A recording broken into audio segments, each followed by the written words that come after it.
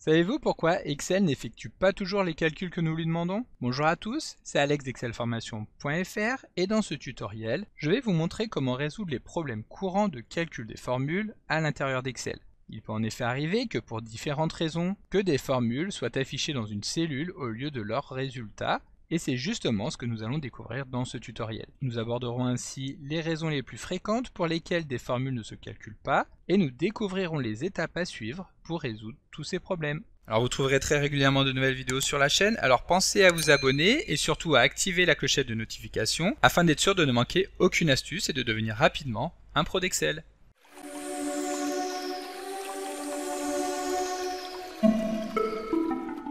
Comme d'habitude, si vous voulez être sûr de bien comprendre tout ce que nous allons voir dans le cadre de cette vidéo, vous pouvez télécharger le support de ce tutoriel ainsi que son corrigé en suivant le lien disponible dans la description de la vidéo, ce qui vous permettra de réaliser les opérations en même temps que moi pour bien comprendre tout ce que nous allons voir dans cette vidéo. Alors comme je viens de vous l'expliquer dans l'introduction, nous allons maintenant voir les différentes raisons qui peuvent faire qu'Excel n'affiche pas le résultat d'une formule dans une cellule.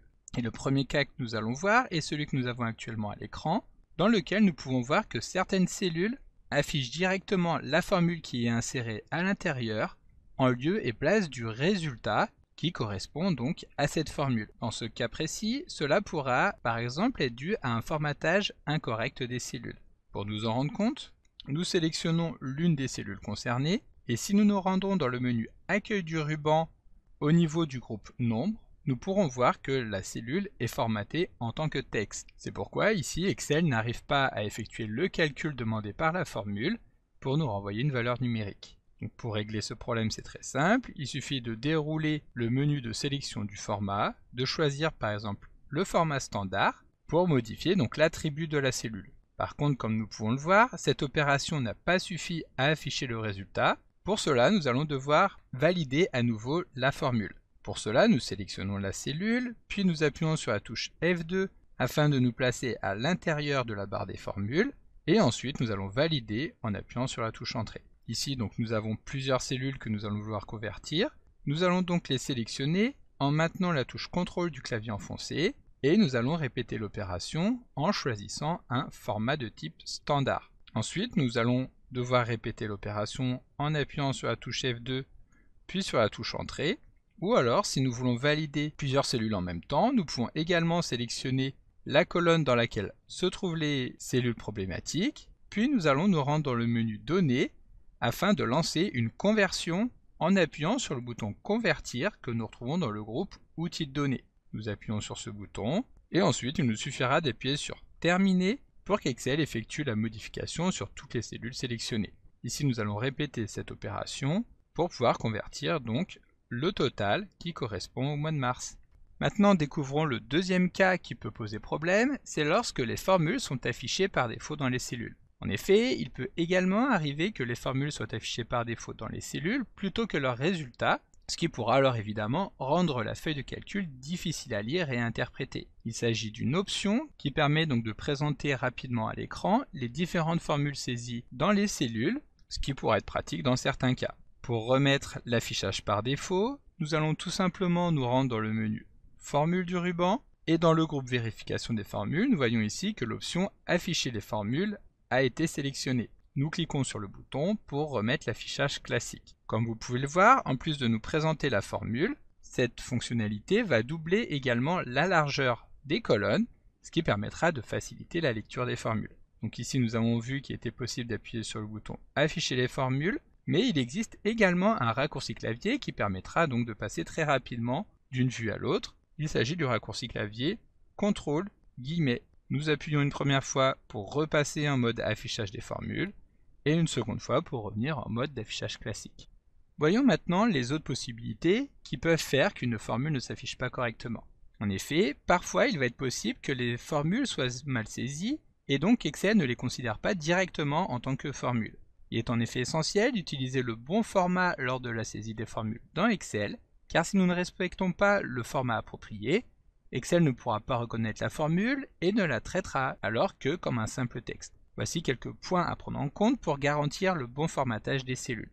Tout d'abord, il faut savoir qu'une formule dans Excel doit obligatoirement commencer par le signe égal. Ici, nous voyons donc que la formule a été saisie directement, sans utiliser ce symbole égal, et donc Excel considère qu'il s'agit tout simplement d'un texte saisi dans la cellule. Pour corriger le problème, vous vous en doutez, c'est très simple, il suffit d'insérer le symbole égal avant la formule. Nous pouvons également utiliser le symbole plus, qui reviendra donc exactement au même, ou alors encore le symbole moins, et dans ce cas, Excel nous retournera l'inverse du résultat, c'est-à-dire ici une valeur négative.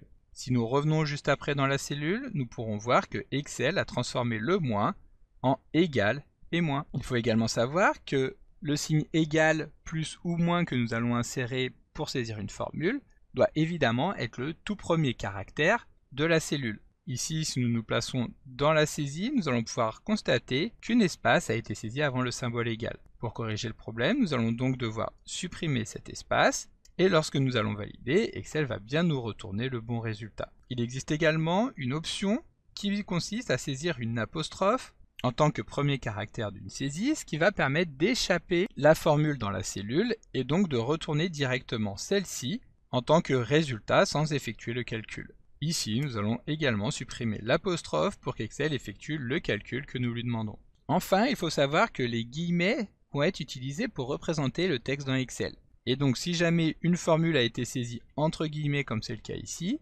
Excel va comprendre que nous voulons afficher donc le résultat saisi entre ces guillemets et non pas le résultat de la formule. Ici, nous allons supprimer ces guillemets et valider pour qu'Excel nous affiche donc le total qui correspond à la somme de toutes les ventes réalisées au cours des mois de janvier, février et mars. Ici, donc, nous allons retirer le symbole moins pour obtenir les bons résultats dans les bonnes cellules. Pour finir, en plus de tout ce que nous venons de voir, il peut également arriver qu'Excel affiche effectivement un résultat dans la cellule, mais que ce résultat ne corresponde pas au résultat attendu.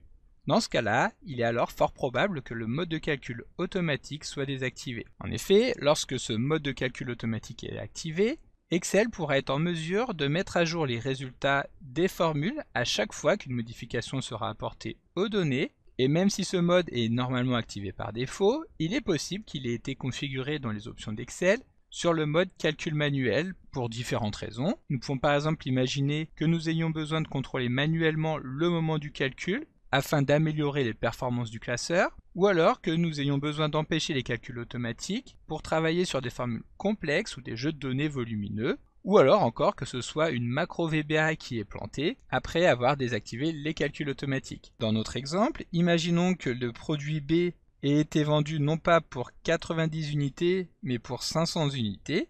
Nous allons modifier cette valeur et nous allons constater que lorsque nous validons, Excel n'a pas modifié les résultats qui correspondent. Pour nous assurer que le mode de calcul automatique a bien été activé, nous allons nous rendre dans le menu Formule du ruban et tout à droite, dans le groupe Calcul, nous allons dérouler les options de calcul. Ici, nous voyons que nous retrouvons trois options. La première option, Automatique, va permettre de faire en sorte qu'Excel recalcule automatiquement les formules lorsque les données sont modifiées. Nous avons également l'option Automatique sauf dans les tables de données, qui, comme son nom l'indique, va également demander à Excel de recalculer les données de la feuille de calcul, sauf pour les formules qui sont saisies dans des tables de données structurées.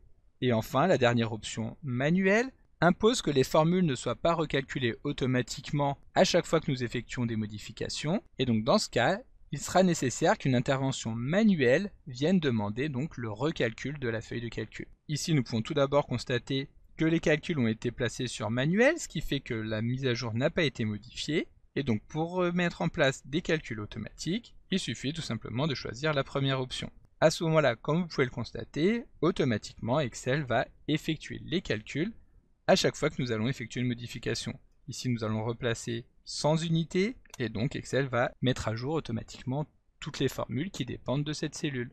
Alors il faut savoir que si vous préférez contrôler manuellement le calcul de vos formules, il suffit tout simplement de replacer les options de calcul sur manuel, et donc dans ce cas, lorsque vous allez effectuer une modification, en plaçant par exemple cette fois-ci 1000 unités vendues du produit B au cours du mois de février, vous pourrez quand même relancer le calcul, soit toujours depuis le groupe calcul de l'onglet formule du ruban, en appuyant sur calculer maintenant pour effectuer le calcul de tout le classeur ou alors sur calculer la feuille pour limiter les recalculs uniquement à la feuille de calcul, ou alors il est également possible d'utiliser le raccourci clavier F9 pour relancer donc tous les calculs du classeur, ou sur majuscule et F9 pour relancer uniquement les calculs de la feuille de calcul active. Et donc comme nous l'avons vu un petit peu plus tôt, faire le choix de conserver l'actualisation des calculs manuels sera particulièrement adapté lorsque nous allons travailler sur des classeurs qui contiennent des modèles complexes composés de nombreuses formules qui demanderont donc un certain temps de traitement lors de chaque modification effectuée sur les cellules. Donc comme d'habitude, vous pouvez télécharger le support de ce cours en suivant le lien que vous trouverez dans la description de la vidéo. Si la vidéo vous a plu, n'oubliez pas de la liker et de la partager à vos collègues et amis sur l'ensemble de vos réseaux sociaux. Et vous pouvez également me laisser vos impressions dans l'espace des commentaires, je lirai chacun d'entre eux et y répondrai avec plaisir. Évidemment, si ce n'est pas encore fait, abonnez-vous à la chaîne pour ne manquer aucune astuce. C'est également très important pour m'aider à gagner en visibilité afin de pouvoir développer la chaîne et continuer de vous proposer des tas de nouvelles vidéos. Merci d'avoir suivi cette vidéo et à très bientôt pour un prochain tuto.